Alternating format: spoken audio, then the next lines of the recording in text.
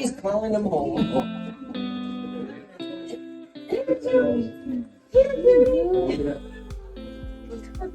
I've been coming to see Junny.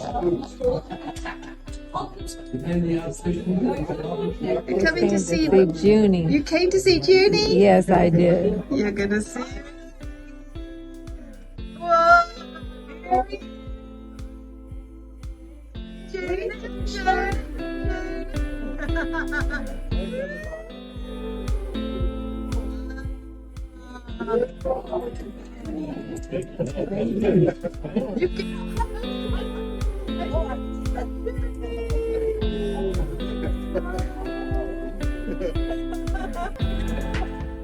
You guys say hi to Junny.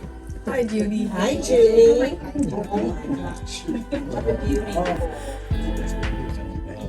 If you stop petting him, he reminds you very quickly to pet him.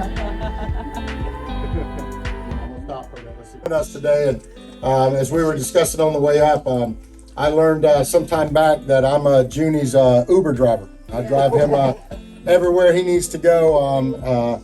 It's funny, we were laughing on the flyer for today. They got 2 pictures of Junny and 1 picture of me, so we know who's important. We get it. So I'll let him down in a little bit and let him come visit with everybody. Lisa's going to try and keep track on him. The most important features on Junny are obviously his snout, his ability to smell, and his ears. But his most important resource is his talent because he drools a lot. So if he starts to drool, Lisa will try and keep it from happening. But Junny is 9.5 years old, and we got him when he was 10 weeks old. And some of you may remember, but I held him in one arm, put a picture up on Facebook, and we asked our citizens to help us name him. And actually, I have that picture. I think I'll try and show it to you. He, yes. Can I do something just real quick? Just give me just 1 minute, and then I'll be right back. Yes. Right.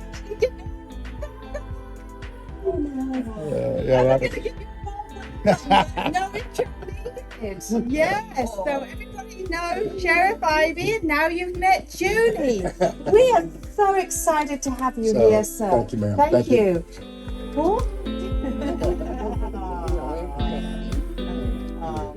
We are so excited. Eric, who's our executive director, said, "Oh, is Sheriff Ivey coming to talk about scams and security?" I'm like, boring. We're here to talk about Judy. Am I right?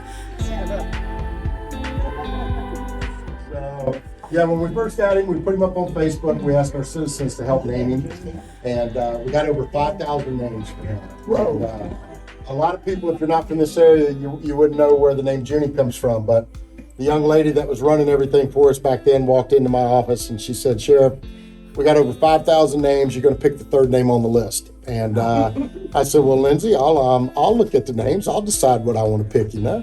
And she goes, "No, sir." She goes, I wasn't telling you to pick that name. I was telling you I know you're going to pick that name."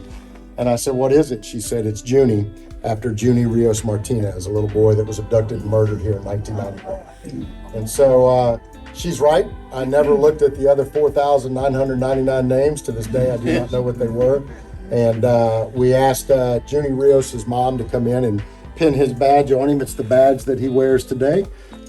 He's worn this badge since 2014. And he's trained to search.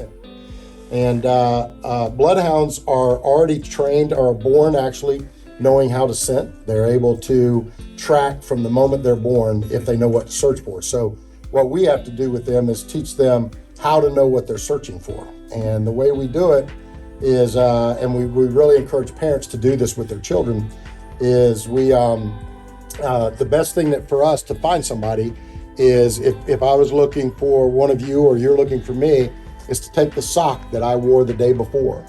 And that's got all sorts of skin cells, all sorts of DNA, everything else on it.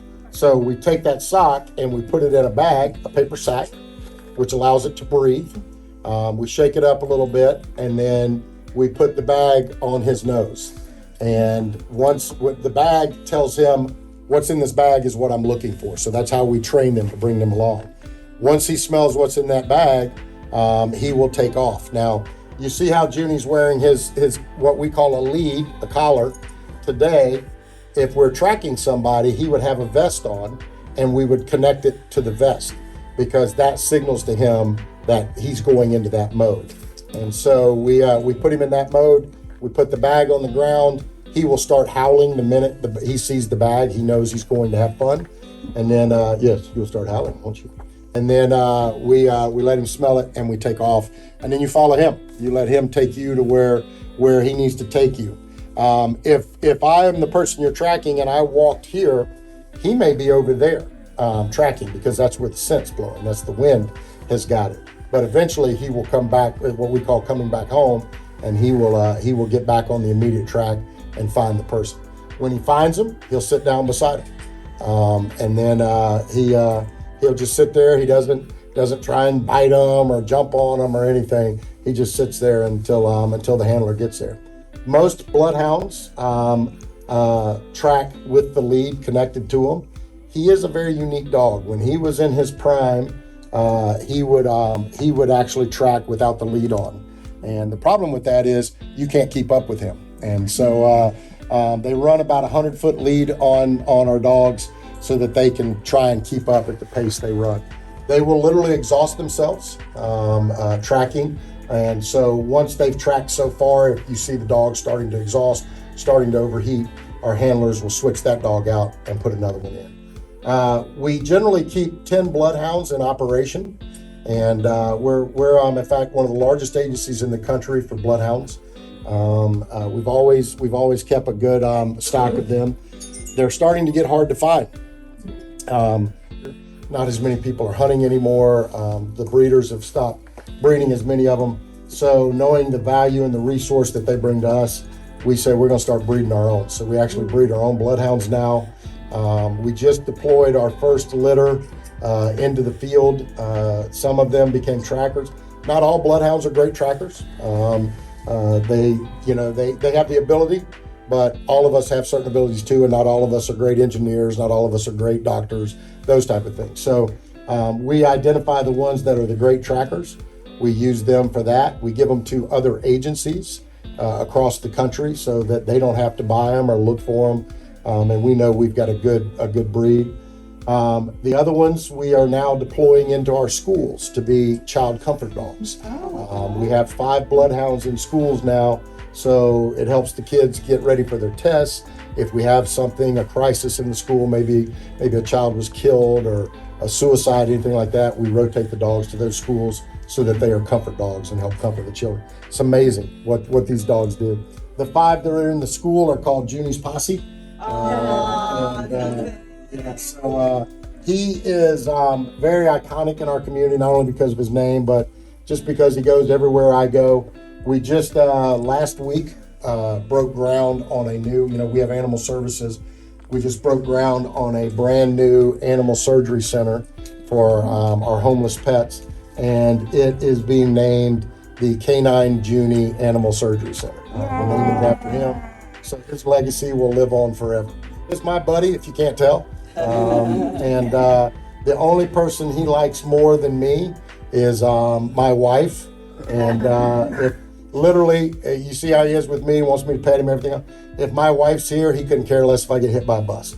But the only time that changes is when he gets in my vehicle. He rides in the back of my Tahoe, and once he gets in the vehicle, nobody can touch him. Lisa handles him all the time.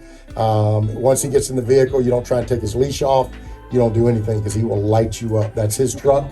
And even my wife, she walks him to the vehicle every morning. She just fed him. She just brushed him, whatever it is, walks into the vehicle. As soon as he gets in, he tries to bite her. And she yells at him and stop it. I'm not going to, give you hugs when you get home. He don't care. So when somebody rides with me, there's a jar of snacks in the front seat. You have to give him one to get in the truck. He'll come up, he'll stand on the armrest, he'll look at you, and if you try and get in without giving him a snack, he'll growl. If you give him a snack, he goes in the back and eat. But when you get out and you go to get back in, you got to do it again. So, which might explain why he doesn't fit in this chair.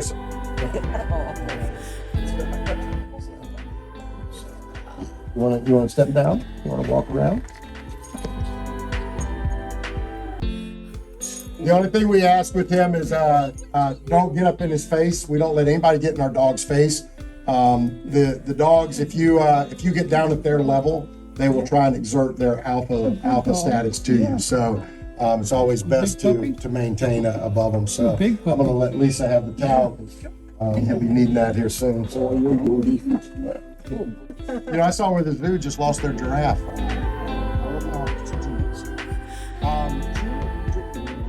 So we, as I said, we have originally, or we always maintain 10 tracking bloodhounds. We have our first litter that was deployed. We have a second litter now that they're pups. We have 9 of them, and they will all be trained to do the things that they do. So, let's see somebody, pup.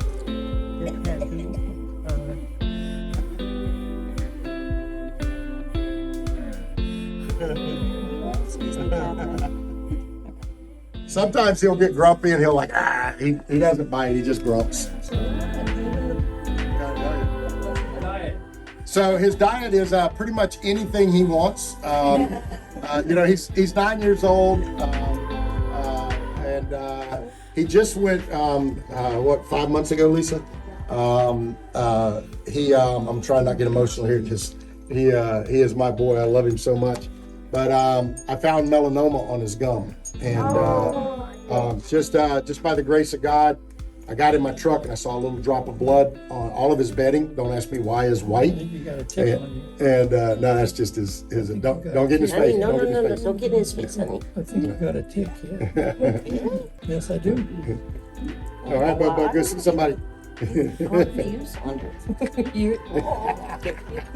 taking his paw. I don't know if you can see it or not.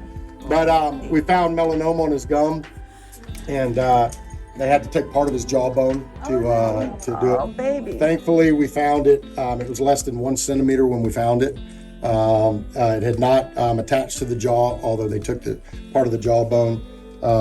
It was he and I slept at the office for almost a month because he couldn't get up on anything. He likes to, as you see, get up on stuff, but he didn't get to his lymph nodes. Didn't get to his lungs, so he's on the vaccine now. Hopefully, it doesn't metastasize anywhere. The doctor feels very good that Junny will die of something other than melanoma. So they, are out running in the woods, things that change their lifespan. This guy has 2 full-time vets that care for him. He sees them once a month. He is weighed every day. He is on the right dosage of medication if he needs it. They have a cold. Yeah. Oh yeah. Yeah. He's shedding right now too. So, but he's got the best care in the world. So hopefully he's going to be good. So, where are you going? You want to go see? Can you relay any incident where he's caught somebody? Sure. Yeah. One of Junny's, as I said, we use them in different capacities for children, stuff like that. Seniors with Alzheimer's, dementia, but we also use them to hunt for criminals. A lot of times the German Shepherds, the Malinois, are more on scene. We have to bring the bloodhounds to them. But his two most critical ones was one, a guy had tried to burn down a Rockledge police officer's home, and they brought Junny in. And you know how a fire scene is. There's water everywhere. There's all sorts of, toxic, everything. From the scene of the fire, he tracked almost 2 miles to the suspect's house. They didn't know who the suspect was, had no clue. He tracked all the way to the guy's front door. The guy had singed hair on his arms, everything else. They were able to make the case. Another one was a guy that had said he was going to commit suicide and had left a note. They brought Junny in. Junny tracked him about 1.5 miles to a park. And he had locked himself in the bathroom and slit his wrist. And we were able to kick the door in and save the guy's life from it. So their ability to scent is like nothing else in the world. All dogs have a great ability to scent, but the way I kind of describe the bloodhounds is if I walked in here with a pizza, all of us in here might be able to go, man, I smell pizza. Junny, if he could talk, would say, I smell flour, sugar, oregano, salt, pepper, everything in the world. they have their ability to differentiate. Their olfactories, which is how they sit, is absolutely. Anybody know why their ears are so big? That's exactly right. It gathers the scent. So what happens when he's tracking, he will put this part of his chin right on the ground, and as he runs, his ears hit the ground and drum the scent up into his face. His eyelids droop because they're actually scent pores. Scent goes in through his eyelids as well. They were, when they were first bred back in the early 1700s, they were bred to hunt. They were very vicious dogs. In fact, they were so vicious that they would get to the kill before the hunters and destroy the pelts. And that's what they were actually hunting with the pelts. So they had to backbreed that out of them and make them more kind, gentle dogs. Some of them are mean. Some bloodhounds are still mean. We used to have one named Polo, which is Sioux Indian for friend. And he was not a friend. He was very mean. And but it just depends on the dog and the temperament. Right here. Right here. Not an aggressive dog. They're not somebody that would go hit a bite sleeve or go, do that. They're for tracking. The German Shepherds and Malinois have what we call play drive, which is what we work off of. Most people think German Shepherds and Malinois, when they're chasing a bad guy, they're mad. They're not. They're actually played. They know that if they go catch the person that's running from them, Daddy's going to give them the toy. And so that's what they're doing. They're actually playing to go get it. Dogs don't have the ability to be mad. They have the ability to be protective, the ability to protect their handler. They have the ability to be defensive, where somebody's attacking them, they're defending themselves, and they have the ability to play. That's it. They don't have the ability to be mad. That's why when you scold your dog for something they've done wrong, they're not mad at you. They're actually come up to you and want you to hug them because they don't know how to be mad. So we work off their play drive. Bloodhounds don't have a significant play drive, and how you reward them is different. If you give Junny a chew toy, Junny will just look at you like, oh, yeah, I'm supposed to play with that. If Junny does his job, what Junny wants is a big hug and you to yell in a high-pitched voice, "Good boy." That's what he wants. He works for love. He works for passion. Well, I wanted to thank you for coming, and I know you have a lot more going on. I just wanted to get a chance to shake your hand. Awesome to be here. I love it. There's so many programs that we could do here. We've gone through so many different things that have to do with the police force, not just with bloodhounds and all the wonderful different programs you guys have, but even with scammers and other things that we've had, and I think this is just the beginning as far as getting you guys out here and making. Yeah, I'd love to hook you guys up with Jay Martinez, who runs our crime prevention unit. Great. Jay would come and do all sorts of programs and It's all great. the different things we have. Well, thank you for coming, and I'm sure all the residents here, everybody enjoys your company and all the knowledge that you're bringing here. So, Thank you. I appreciate it. Thank you, guys. Let me go. We operate two different types of Jealous, you know. difference. They look very similar. The Malinois is smaller, shorter hair. The German Shepherd, if he's not working, will lay on the sofa and eat bonbons. The Belgian Malinois looks like a different between Red Bulls. Constantly running around and everything. They're great dogs. Once a military so you see them at some of the trainings and some of the programs. Twyla smells good. She's in the kitchen. Some of our dogs and then came to work for us. We just unfortunately Lobo's dog served in Afghanistan. And came back, rehabilitated, became more. He says, "Keep doing that. So good." I want to say we have one, but again, they're maternal, and so they're more focused on protecting their loved one than they are on doing the job. Ear problems with these big ears? Yes, he has the worst ears in the world. He gets yeast infections in his ears, so I spend most of my life cleaning his ears. We actually put this goo in it. It's called Odipack. and you literally just take a syringe and put it down his ear. It's like glue, and it lasts a week. His problem, his stuff usually doesn't last a week because he loves to swim, and when I say he loves to swim, I have never in my life seen a dog that likes to swim like Junny. He has destroyed my pool. I'll give you an example.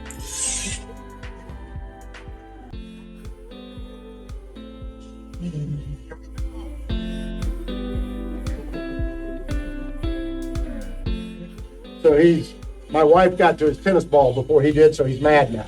And so she's underwater, he can't see her, which is cheating. We talked about that, she and I. But you can see he can swim. He swims like a manatee. He will. And I actually practice that with him. When I get him in the pool, I'll put him at one end and hold on to his tail and tell him to take me to the steps. And he will swim to the steps with me, just dragging behind him. He is, where you going? Where you going? Where you going? At 101, you can do whatever you want. You can forget, you can remember, you can do whatever you want.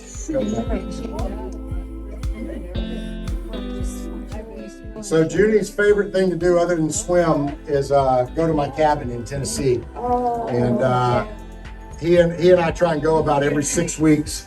And as I said, I have my personal vehicle is a Suburban.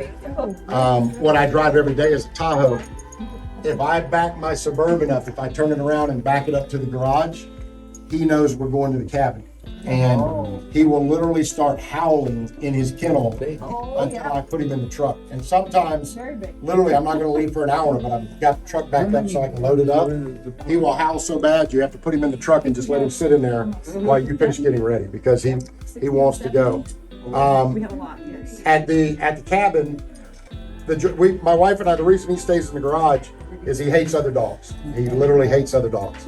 My wife and I have 2 German Shepherds that live in the house and a cat. And so he lives in the kennel out in the garage. Like I said, it's air conditioned. He's got the best life, really, to be honest with you. Yeah, he's not getting abused by the cat. Yeah, he's not getting abused by the cat because the cat beats the 2 German Shepherds up. It's hilarious. But at the cabin, he sleeps in the bed. And he is the absolute worst person to sleep with in the entire continent. If you touch him while he's asleep, he growls at you. And I'm not talking about like you poke him. I'm talking about like in the middle of the night, you roll over and he'll growl at you. And then he'll kick you in the middle of the night. It's horrible. He and I just went to Taylor County. I took some of our deputies over. We responded over for the hurricane. So when we got there, it's pitch dark. There's no electricity. There's no place to sleep. So everybody slept in their cars. Well, I'm like, man, I got it made because the back of my Tahoe is nothing but a big bed for him. So I thought I was being smart. I slept in the back of the truck. Worst night of sleep I've ever had in my life. It was horrible. Literally, first of all, he was mad because I was in the back of his truck. So when I went to crawl in, he starts growling at me. Then I got to move him off of my bed where I'm trying to sleep. And then through the night, he's having dreams. He's kicking me. About 4 o'clock in the morning, I just said to heck with it. I got up and went and got in the truck seat. And then he slept very soundly after that. So see. he That's the boss place. yeah, he's very he loves as you can tell, he loves food. He chew toy or chew bones is probably his favorite. But he's just a big baby. You can see his ears weigh about 5 pounds. When he eats, do you have to hold his ears? Oh no. The question was when he eats, you have to hold his ears back. I've tried that. I gave him a headband. That didn't work. His ears get in his water. They get in his food. When he had his jaw surgery, I had to puree all of his food for him. And so literally he would come out of his food bowl and from like here up would be nothing but caked food. And so you had to clean him and it was horrible. So, yeah. Let's do a grizzly bear. Come here. Do a grizzly bear. Ready? Now we'll do a flying squirrel. You ready to do a flying squirrel? We can do a pirate. Want to do a pirate? And now a really mean doggy. Let's show them how to be a mean doggy.